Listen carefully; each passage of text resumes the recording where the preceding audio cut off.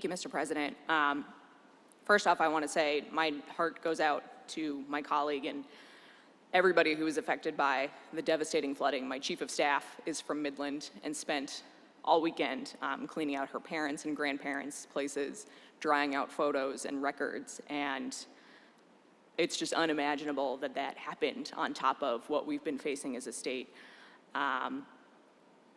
Which gets into what I wanted to talk about. We have taken some big steps over the past few weeks in Michigan with the first crisis that we were facing, and it's almost hard to believe that just a couple of months ago, the situation here looked incredibly dire.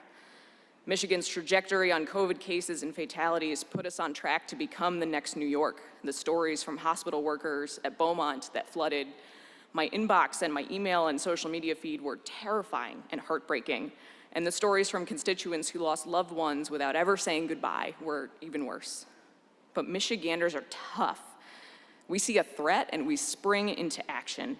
And thanks to the actions of 10 million people all over our state, we have dramatically changed our future. COVID is still out there, but we have flattened the curve more aggressively than most other states in the entire country, giving our hospitals time to manage this attack. And Michiganders have no doubt saved countless lives. And we've learned so much along the way. So this weekend, I launched a social media challenge on Twitter, #MaskUpMichigan, and shared a picture of one of my masks made by Great Lakes Sewing, a small business on Etsy out of Rochester, and challenged others to show off their masks. Because this was a big weekend. Finally, it was safe for us to gather in small groups to start to return to our communities and to each other.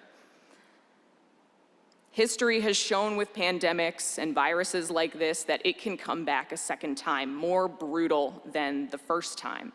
But imagine if you learned that the simple act of you wearing socks, for example, could save someone else's life, that it would lead to reopening of your favorite places, and you would strut around with your socks on thinking you were a dang superhero. It's just like that, I tweeted, except the fabric is in a different place. That's the power that we each have when we choose to mask up. Recent studies have shown that if 80% of people wear masks that are 60% effective, yes, these homemade masks, these awesome, stylish homemade masks, I might add, we can stop the spread of this virus as we get back into our lives and businesses reopen.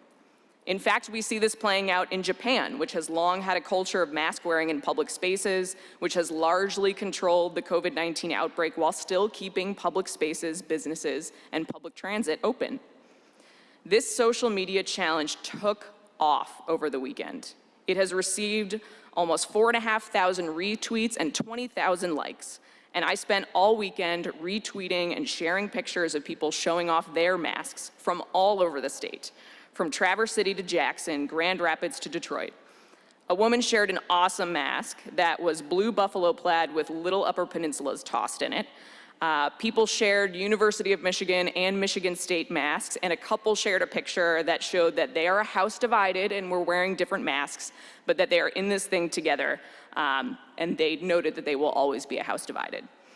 It's so powerful and it's so simple, but it's only as effective as the number of people who participate. We are a team. And it's something we can each do to control our own destiny, to get back out there safely, to help our businesses and public spaces open, and to keep each other safe. So I invite all of my colleagues to join me in sharing our own pictures so we can mask up Michigan. And I'd like my remarks printed in the journal.